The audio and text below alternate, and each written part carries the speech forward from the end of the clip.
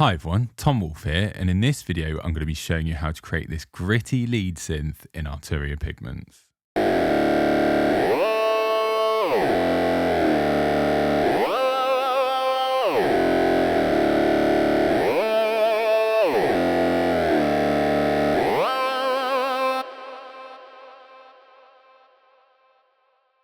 Okay, so as you can hear, we've got this kind of gritty, aggressive lead synth.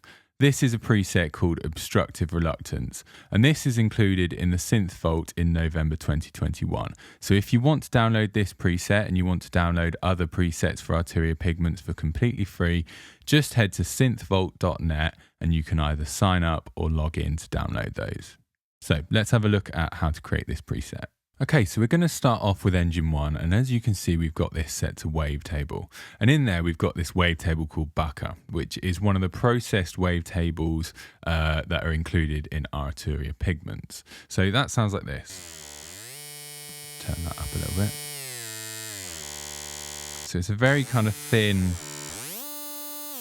buzzy wavetable. We've got the position set slightly higher as well, so that's set to 0.1. So if we set that back to the beginning, just kind of gets a little bit buzzier. And we've also got a little bit of frequency mod here as well. So that's set to 0.025. So if we switch that off, you can hear that's kind of bringing in just a little bit of grit there. And our modulator here is set to 0 semitones and it's set to sine wave as well. So that is the modulator for the FM. So as you can see, we've not got our filters on yet, but let's just set our filter mix now as well. So our filter mix is set to about 50-50. So it's the sound that comes from our engine 1 is going to be going half into filter 1 and half into filter 2. So let's now have a look at engine 2. So we'll switch engine 1 off and switch on engine 2. Now engine 2 is set to wavetable as well, but this is set to the basic waveform, all right? And you can see that our position has set it to a square wave here. So now, as you can hear, that's not a basic square wave. So that is created by our frequency mod here. So this is set to 0.184. So let's turn it down and hear what it sounds like without that. So there we go. That's more kind of like our square wave there. And then we can increase this and get a really sort of buzzy, aggressive sound there. Let's turn that down a bit. So you can see, again, with our modulator, we've got it set to 0 semitones and it's set to a sine wave. So that is what is kind of modulating our FM here. So we get this really kind of aggressive square wave there. Okay, so we're also controlling our phase mod here. And as you can see, this is being controlled by function 1. So if we come out of there and come to function 1, we can switch that on and we'll come to our function. So function 1 is basically set to a triangle waveform here. Very basic.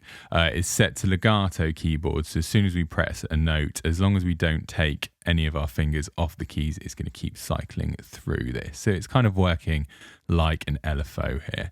And then we've got this synced and it's set to cycle across 4 bars. Okay, so the amount that we've got here is 0.36 and that sounds like this.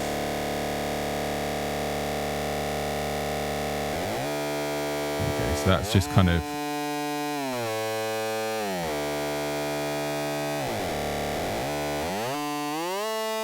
subtly kind of changing the phase of our waveform there, okay? So then we've also got this set to 50-50 for our filters. So again, we're going to be outputting equal amounts to filter 1 and filter 2. So let's switch on engine 1 and we can hear those together.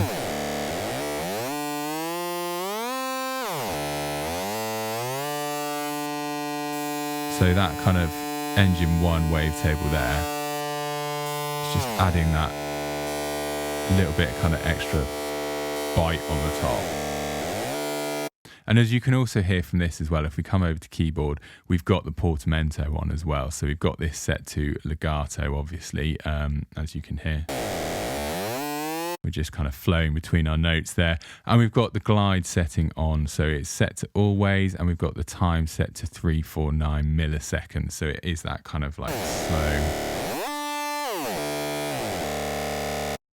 that slow glide between the notes there, which is working really nicely for this lead. So now let's go over to our filters. So we'll switch on filter 1. And as you can see, we've got this set to a multi-mode and it's set to low pass 24. The cutoff is set to just under 6,500 hertz. And we've got quite a bit of resonance here as well. So that's set to 0.380. So that's going to kind of darken our sound slightly, taking off that very kind of top buzz there. And then we'll also have a look at our filter routing here. So we've got this set to pre-effects sum. Okay, so that means that the two different outputs of the two different filters are going to be summed together before it enters our effects channel. Okay, so this is basically set to about halfway between parallel and series. So what that means is that we're going to be getting a bit of this filter kind of going into filter 2 before outputting as well from there. But we're also going to get some kind of unaffected filter that's going to be going. So we're going to be getting this kind of blend of, you know, just filter 1, just filter 2, and, you know, filter 1 feeding into filter 2 as well. So let's switch on filter 2. Filter 2 is set to formant, okay? So we've got the frequency shift set to just under 0.8 there. We've got a little bit of morph, so 0.064. We've got the Q factor set to 0.776. And then we've got the blend set to about halfway there, minus 5.41, okay? So we're now getting this kind of formanty sound going on there. And as you can see, this is being controlled by our keyboard. So you can kind of, as I move up the keyboard here, you can see the formant filter moving about there. So this is being controlled by our keyboard a little bit. So we've got that set to 0.26 there, okay? We're also controlling this formant with our LFO2, okay? So we can come over to LFO2 and you can see this is controlling our frequency shift ever so slightly. So we'll turn that on. You can see it's literally just 0.02 there. So it's really not a huge amount, but it's just going to be kind of giving us a bit of a wobble there. And you can see this is sidechained to envelope 2. So because it's set to 1, envelope 2 is going to be fully controlling the amount of frequency shift we get from LFO2. So come over to come over to envelope 2. And you can see we've got quite a slow attack there, 4.4 seconds. We've got the decay at just over 6 seconds. We've got the sustain down to nearly 0.75. And then we've got the release set to 813 milliseconds there, okay? So now we can kind of hear this being brought in. You can see that small wobble that's kind of being built in over time.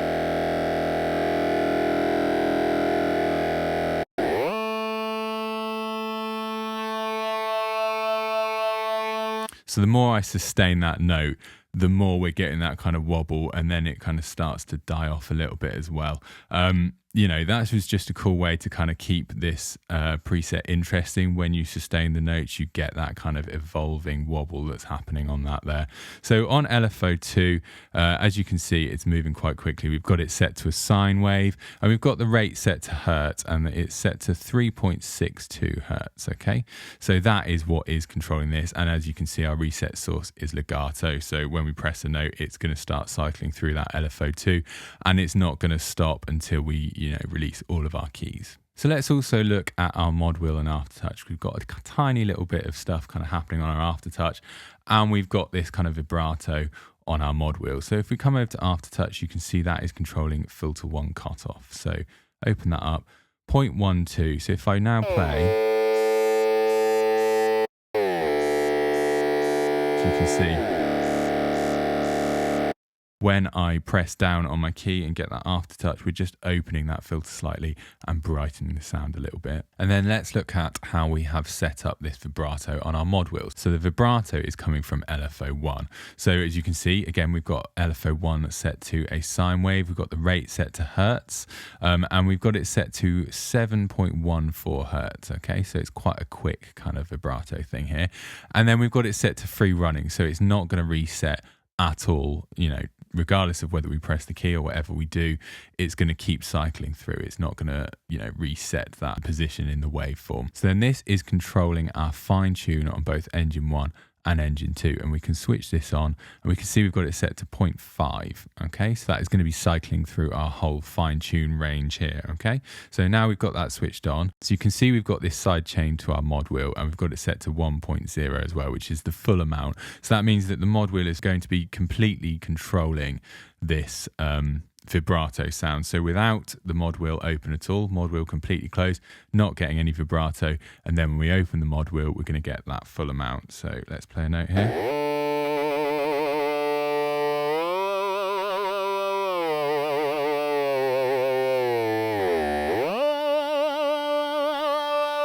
So there you go, there's our vibrato.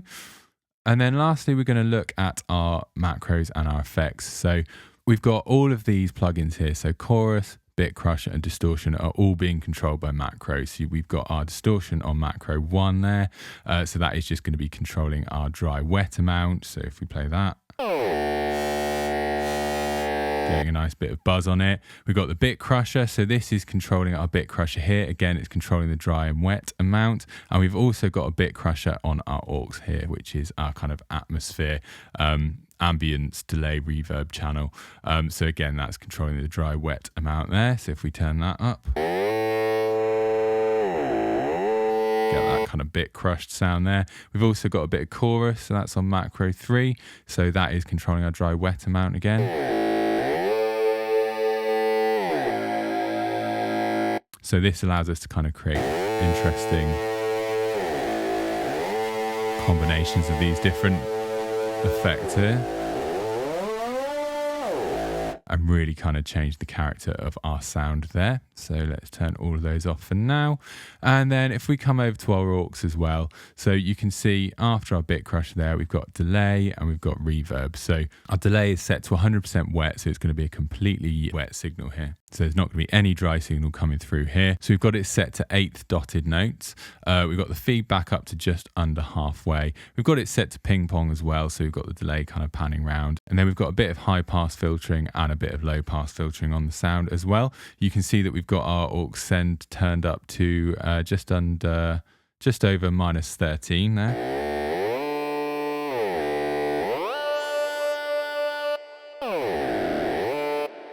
We're getting this nice kind of delay on that, and of course we're getting reverb on it as well. So we've got the dry wet set to 31% here, so we're going to be getting a fully wet delay signal here, but we're going to be getting some reverb on that as well. So we've got the decay set to 0.360, so it's not a huge reverb. We've got quite a bit of pre-delay on there, 38 milliseconds. The size is set quite low, 0.676. Little bit of damping here on it as well, and then we've got a little bit of input high pass filtering going on there just to clean that sound up a little bit.